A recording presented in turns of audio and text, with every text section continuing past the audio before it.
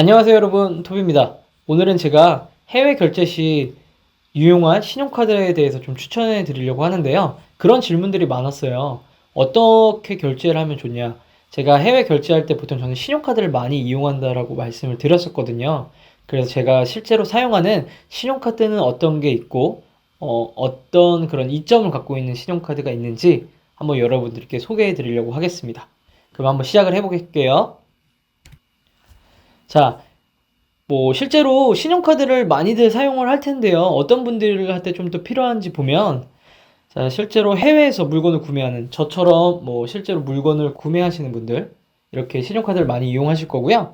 그리고 구매 대행 하시는 분들도 결제를 많이 하실 거예요.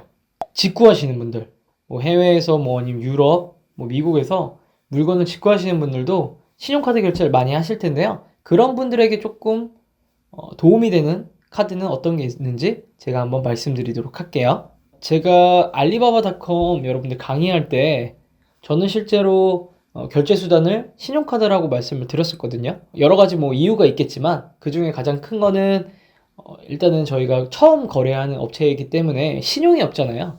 그래서 저는 처음 거래하시는 분들에게는 그 신용카드 결제 수단을 좀 더 추천드린다고 했고요. 그렇기 때문에 여러분들이 실제로 해외에서 물건을 사오실 때는 적어도 하나에서 두 개 정도의 신용카드는 있으셔야 돼요. 해외가 결제가 가능한 신용카드 말씀드리는 거예요. 자, 요 내용은 궁금하신 분들은 제가 강의했던 내용을 다시 한번 보시면서 결제는 어떻게 하는지 한번 보시면 좋을 것 같아요. 이거 넘어갈게요. 자, 제가 추천드리는 카드는 마일리지를 2배를 적립해 주는 거예요. 보통 1,000원 결제하면 1 마일리지 이러는데 해외에서 결제하면 1,000원당 2 마일리지, 이렇게 마일리지를 굉장히 많이 적립을 해주는 카드들이 있어요. 저는 실제로 마일리지 적립을 하기 위해서 카드들을 사용을 하거든요. 그래서 뒤에서 넘어가서 보여드리면, 이렇게 마일리지가 쌓이면 가족들과 여행 가시거나 아니면 출장 가실 때 일반 이코노미 타는 것보다 우리가 좀 나에게 선물을 해준다는 느낌으로 비즈니스석을 타시거나 1등석을 타시면서 편안하고 안락하게 가시는 게 굉장히 저는 추천을 드리고 싶어요. 그래서 열심히 일한 나에게 주는 특별한 선물이라고 생각을 하시고 해외에서 결제하는 수단으로 카드를 선택하셨다면 마일리지를 적립하는 게 어떨지 우리같이 판매자에게 좀 더 효율적인 것 같아요. 왜냐면 지금은 코로나 때문에 우리가 해외를 쉽게 나가지 못하지만 저도 평소에 적어도 1년에 한 2번 정도는 중국 출장을 갔었거든요. 캔톤 페어나 이런 박람회 같은 데를 가서 최대한 제가 생각하지 않은 제품들이나 이런 거를 다양한 제품을 구경하는 경우가 많았었는데 저는 비즈니스를 이용을 했거든요. 이 마일리지를 통해서요. 그래서 적어도 여러분들이 이렇게 마일리지를 적립해 놓으시면 가까운 미래에 사용하실 수 있는 경우가 굉장히 많을 수 있다고 저는 생각을 합니다. 자, 그러면 제가 실제로 대한항공 홈페이지를 들어가서 제 마일리지 현황을 한번 살펴봤거든요. 제가 실제로 갖고 있는 마일리지는요, 여러분들 170만 7,610 마일리지가 있대요. 제가 자세하게 제 마일리지 현황을 보니까 전체 마일리지는 189만 2,110 마일리지인데 실제 남아있는 거는 지금 1,700 마일리지 정도 갖고 있다는 거니까 제가 조금 사용을 한 거네요. 그 중에서 186만 정도는 신용카드로만 적립을 한 거예요. 그러니까 저는 마일리지 적립한 게 거의 99%가 신용카드로만 적립을 했다라고 보면은 되실 것 같아요. 그리고 이제 아시아나 현황을 한번 볼게요. 아시아나 같은 경우는 자 36만 9천이 있고요. 그 다음에 제가 사용하는 시티 프리미엄 마일 카드 아시아나 같은 경우에는 52만 5천이 있어요. 이게 시티 카드의 포인트인데요. 이걸 아시아나로 변동을 할 때 제가 지금 정확하게 기억은 안 나는데 1.3배수인가 1.5배수를 정도 주거든요. 그래서 두 개 정도 합치면 약 100만 마일리지가 있는 거예요. 아시겠죠? 여러분들 그냥 마일리지만 생각을 했을 때 감이 안 오시잖아요. 이게 마일리지 갖고 내가 뭐를 할 수 있냐. 그러면 실제로 공제표를 좀 보여드리면, 자, 이게 대한항공 공제표예요. 자, 미국, 유럽 기준으로 좀 보면, 자, 평수기고 있고 성수기가 있어요. 자, 평수기라고 좀 보면 12만 5천 원이잖아요. 이게 1회 왕복이에요. 여러분은 가셨다가 오셨을 때 경우. 그러면 제가 지금 170만 정도가 있으니까 12만 5천이면 적어도 13번에서 14번 정도는 여러분, 제가 유럽을 가거나 스위스를 가거나 프랑스를 갔다가 돌아올 수 있는 거예요. 유류 할증료는 어차피 내야 되는 거고요. 이제 비행기 값만 생각했을 때는 별도로 비용이 들지 않는다고 생각하시면 될 것 같아요. 자, 그럼 아시아나를 보면 제가 100만 마일리지 정도 있다고 말씀드렸었잖아요. 자, 미주, 유럽 기준으로 했을 때 비즈니스가 10만 5천이에요. 이거 아마 제가 생각할 때는 성수기가 아니고 평수기 기준인 것 같은데요. 10만 5천이었을 때 적어도 한 10번 정도는 갈 수 있다는 거예요. 저 굉장히 지금 많이 쌓이기도 했는데 제가 그동안 여러분들 뭐 코로나 때문에 2년 3년 동안 좀 못 가서 쌓인 정도가 이 정도거든요.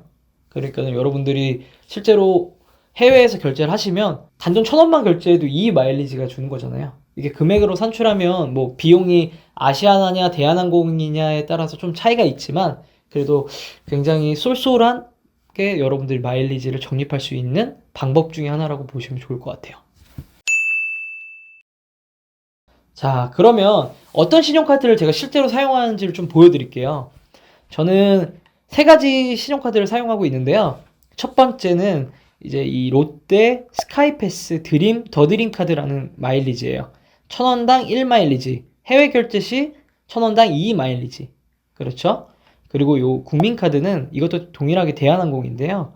이거 같은 경우에는 자세하게 내용은 나와 있지 않지만 1,500원당 1.2마일리지, 그 다음에 2마일리지 해외 결제 시 이렇게 돼요. 제가 뒤에서 좀 자세히 다시 설명드릴게요. 그 다음에 시티 프리미엄 마일 카드 같은 경우에도 1,000원당 1마일리지에 아시아나 뭐 마일리지가 쌓이는 거고, 이거를 시티 프리미엄 마일을 아시아나로 변경했을 때는 배수가 1.3배에서 1.5배 정도 업이 된다라고 보시면 됩니다. 뭐 그렇게 디테일하게 생각하실 필요는 없고요. 사실 지금은 2가지가 단종이 됐어요.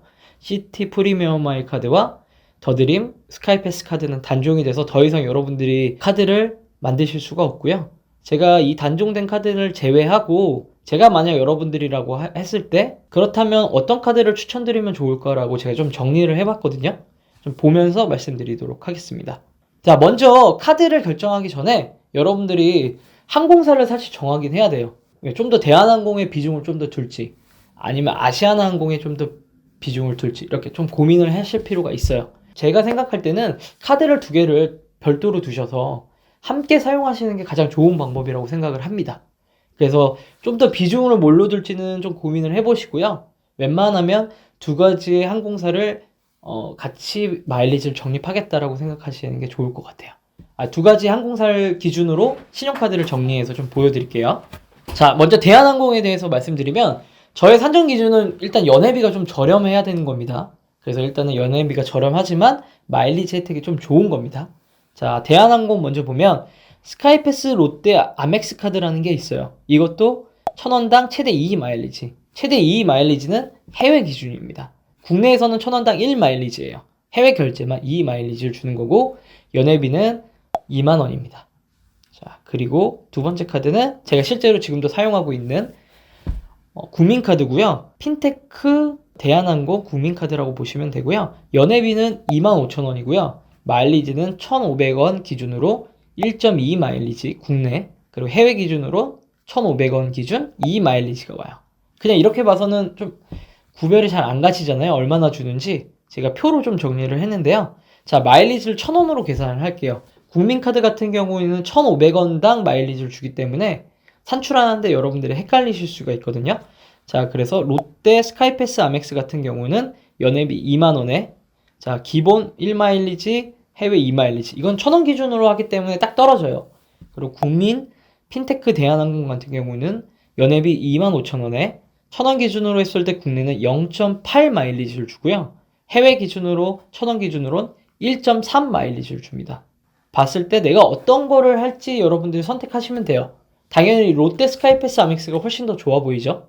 연회비도 더 저렴한데 마일리지도 더 많이 주니까요. 자, 그리고 2번째로 아시아나를 좀 비교해 볼게요. 아시아나 클럽 롯데 아멕스 카드. 연회비는 2만원이고요. 마일리지는 1,000원당 1마일리지를 주고요. 해외에선 1,000원당 2마일리지를 줍니다. 자, 그 다음에 국민카드로는 아시아나 올린카드라고 있어요. 연회비는 3만원이고요. 마일리지는 1,500원 기준으로 1.5 마일리지 국내 기준이고요.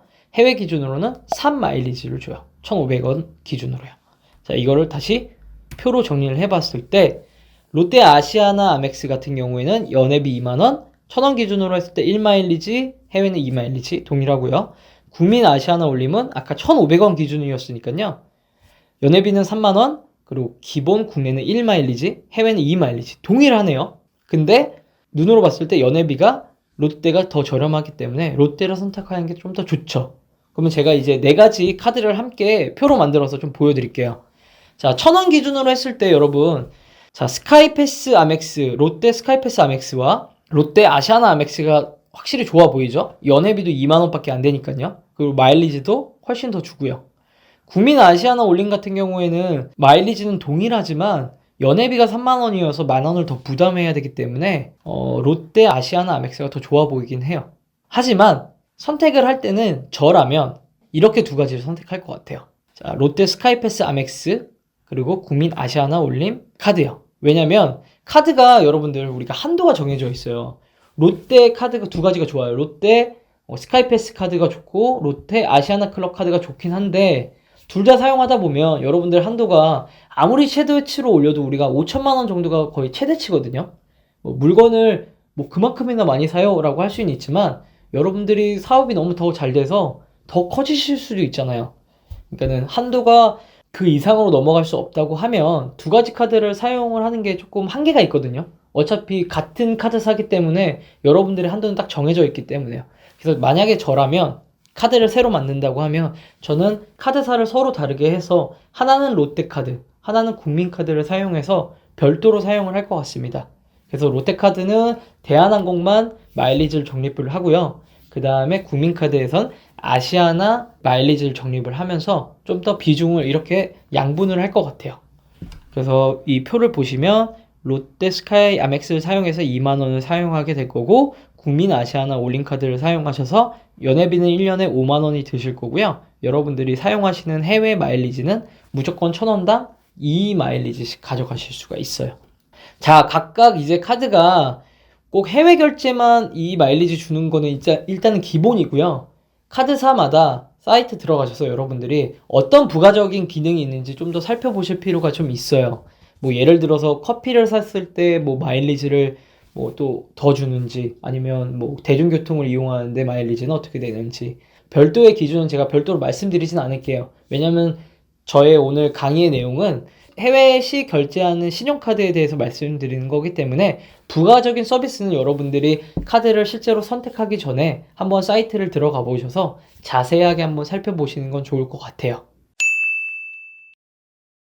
오늘 제가 말씀드리는 내용을 조금 참고하셔서 내가 해외 결제할 때 그냥 일반 카드 사용하시지 말고 좀 더 현명하게 좀 더 나에게 혜택이 좀 더 주어질 수 있는 그런 카드를 좀 선택하시는 게 굉장히 좋을 것 같습니다. 그러면 오늘 영상 너무 시청해 주셔서 감사하고요. 더 좋은 내용으로 찾아뵙도록 하겠습니다. 여러분 감사합니다.